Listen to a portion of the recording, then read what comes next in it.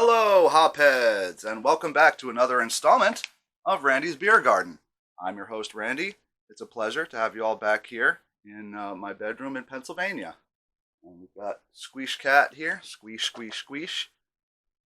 And today we're going to be looking at a very interesting beer for a number of reasons. It's what I would call a semi-local brew. It's located down in Downingtown, PA. It's a Victory Festbier. And what I love about Victory is that they put out a lot of different types of craft beer. Like I love their Prima Pils. I think that that's an excellent craft Pilsner. Dirt Wolf, Hop Devil, and of course the Monkey series, which I love. It's just like a whole bunch of different Belgian style beers. Really, really good stuff. I'm a big fan. Speaking of which, if you're a fan of this channel, please like, please subscribe, and leave a comment down below because it will vastly help out the channel and it will continue to produce this type of content that I'm sure you all enjoy.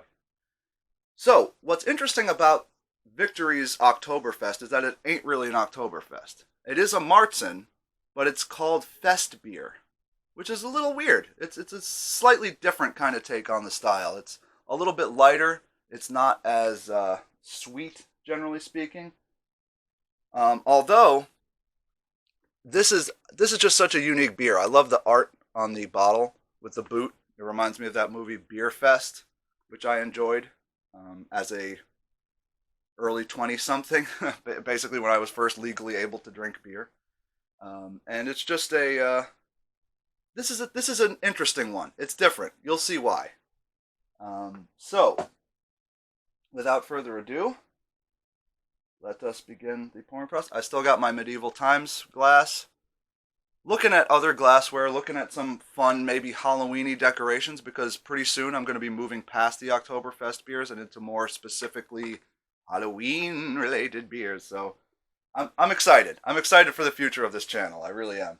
I'm hoping that I will be able to put some music in the background. I play bass guitar, like my boy Lemmy up here. I play bass guitar, and I think that is pretty much the perfect accompaniment as background music to a channel like this. Just kind of boom, boom, boom, boom, boom, jazzy little background music. It's gonna happen. Anywho, so we've got our beer cracked, and see if there's any kind of bottle smell. Oh yeah, there is. Probably the most out of all of these that we've looked at. I mean, the Yingling had a little bit of it, but this one has a good amount of it. There's like almost like a vanilla ice cream, like a vanilla bean kind of a smell coming out of there. Let's see what she looks like. Yeah. Very, very, very amber in color. Possibly a little bit lighter than the Shiner that we did yesterday. Possibly a little bit, but pretty close. Pretty close to the Shiner. Also very close to the Shiner in the amount of head, as in like very little, which the Yingling and the first one that we did, the Sam Adams. Yeah, that's right, the Sam Adams. That thing had a huge head. This is very, very minuscule compared to that. But it looks lovely. It really does. Like, to me, this is as inviting as a fest beer can look. This is premium. Let's take a nice little sniff. Wow. Yeah, there's not too much going on really outside of that vanilla bean ice cream kind of smell. There's a little bit of wood, and that's it. Like, very muted smell. Probably the most muted of all 4 Oktoberfest beers that we've looked at so far. Which makes sense. That this is also the lowest in alcohol at only 5.6%. And it has an 83 on Beer Advocate, which to me seems odd. I don't think I would rate this personally any higher than, say, Yingling or really any of the Oktoberfest we've looked at. But maybe it's in the taste. Let's find out.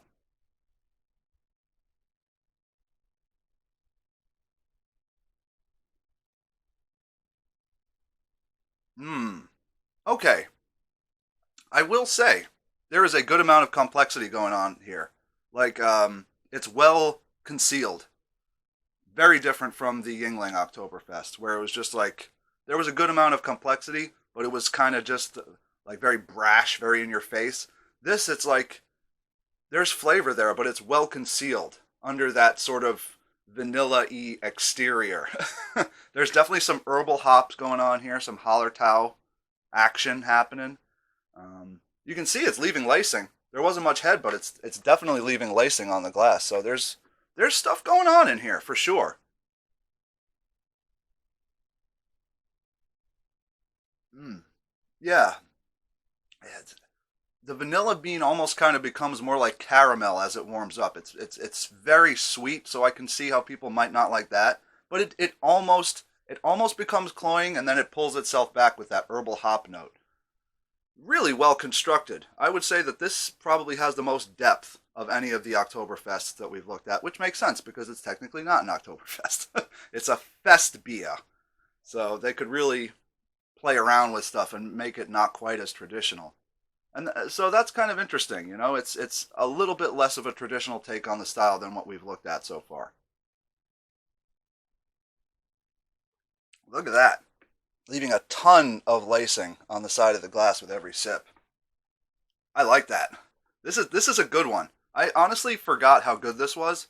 It's been probably about a year since I've had this one, and I don't know. Personally, I'm so big into the actual German fest beers that are being made right now, like by Weinstefaner and other breweries that are, bigger German breweries, that I kind of forget that there's American breweries who are also doing different takes on what would be a traditional Oktoberfest marzen. They're trying other things, and Victory is definitely one of those breweries. So, kudos.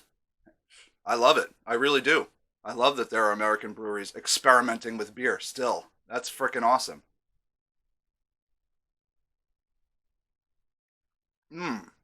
Yeah, you take a big draw off of this, and you really get a lot of different flavors, especially on like the mid palate. Not so much on the edge of the tongue. There's not too much crispness to it, which, as a Pilsner fan, I would prefer there to be a little bit more crispness to it.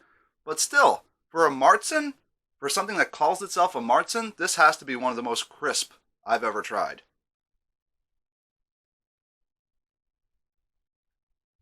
Yeah, that's good. That's a good beer. That's a really good beer. I would suggest if you can find this. I think it's probably about $11 for a six pack, something like that. I'm going to give it an 8 out of 10 gazufas for sure. Same as the Yingling Oct. Um, Only because the Yingling is a little bit cheaper and it does have a similar complexity of flavor, but it's just not as well balanced. This is better balanced, but it's a little more expensive, so a bit of a trade-off there. So 8 out of 10 gazufas on the Victory Best Beer Martzen. And much love to all of my subscribers and to just all the people viewing this. I love you.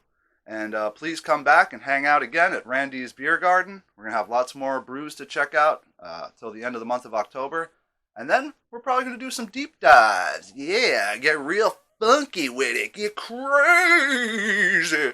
Anyhow, love you guys. And I'll see you next time on Randy's Beer Garden.